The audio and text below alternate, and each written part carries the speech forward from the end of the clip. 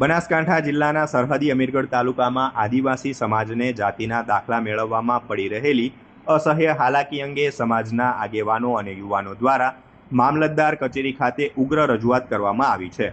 વર્ષ 2018 અને 2020ના સરકારી પરિપત્રોના કારણે દાખલા મેળવવાની પ્રક્રિયા જટિલ બનતા હજારો આદિવાસી પરિવારો મુશ્કેલીમાં મુકાયા છે। આવેદનપત્ર આપ્યા બાદ સમાજના આગેવાન સુરેશ પરમારે મીડિયા સમક્ષ ગંભીર આક્ષેપો કરતા જણાવ્યું હતું કે અમીરગઢ તાલુકો ટ્રાઇબલ બેલ્ટમાં આવે છે, તેમ છતાં અહીં સ્થાનિક સ્તરે જાતિના દાખલા મેળવવામાં મોટો અવરોધ આવી રહ્યો છે। દાખલા ન મળવાના કારણે અથવા ઓનલાઈન પ્રક્રિયાની ગૂંચવણોના લીધે ચાલુ વર્ષે તાલુકાના 3000થી વધુ આદિવાસી બાળકો એડમિશન મેળવી શક્યા નથી અને ડ્રોપ આઉટ થઈ ગયા છે। જો સરકાર આગામી સમયમાં આ પ્રશ્ન હલ નહીં કરે તો સમગ્ર ટ્રાઇબલ બેલ્ટને ભેગો કરી ભીલ પ્રદેશ બનાવવાની ચીમકી પણ તેમણે ઉચ્ચારી હતી।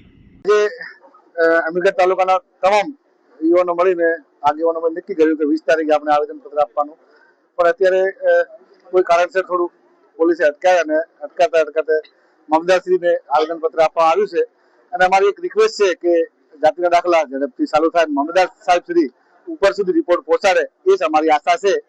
એ તું ભારત માતા કી જય। અમારા વિસ્તારના યુવાનો વિદ્યાર્થીઓને જાતિ અંગેના જે દાખલા મળવા જોઈએ એ મામલતદાર કક્ષાથી જાતિના દાખલા મળતા નથી। જે બાબતે અમે આજે મામલતદાર કચેરી ખાતે રજૂઆતનો કાર્યક્રમ રાખેલો હતો, પરંતુ એક વિચારવા જેવી વસ્તુ એ છે કે જ્યારે શાંતિપૂર્વક રજૂઆત કરવાની હોય ત્યારે પણ આ સરકાર એ પોલીસ તંત્રને આગળ કરી સવારના પોરમાં જ તમામ આગેવાનોના ઘરે તેમની અટકાયત કરવામાં આવી છે। આજે અમે પણ તંત્ર સાથે, પોલીસ તંત્ર સાથે વાતચીત કરી અને રજૂઆત માટે અહીંયા શાંતિપૂર્વક રજૂઆતની જ્યારે અપીલ કરી ત્યારે અમને સહકાર પણ મળ્યો છે, રજૂઆત પણ કરી છે। પણ મુખ્ય મુદ્દો એ છે કે જ્યારે યુવાન હોય, કોઈ પણ એમના હિતની વાત હોય, વિદ્યાર્થી હિતની વાત લઈને જ્યારે રજૂઆત કરવાની વાત કરે છે ત્યારે હર હંમેશા એક માહોલ એવો બનાવવામાં આવે છે, એ રીતે ડરનો માહોલ બનાવવામાં આવે છે કે એની જે રજૂઆત કરવા માટે બહાર નીકળવા જોઈએ એ લોકો પણ નીકળતા નથી। અત્યારે અમારા તાલુકાના વિદ્યાર્થીઓ, યુવાનો એ દાખલો ન મળવાના કારણે એડમિશનથી વંચિત રહી ગયા છે, સ્કોલરશીપથી વંચિત રહી ગયા છે।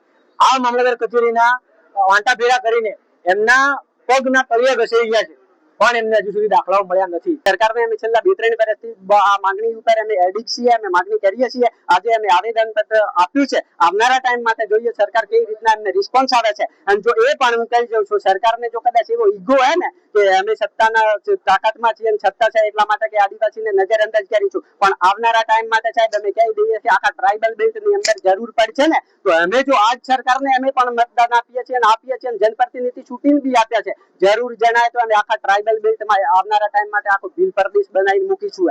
એ પણ મારી એક ચીમકી છે।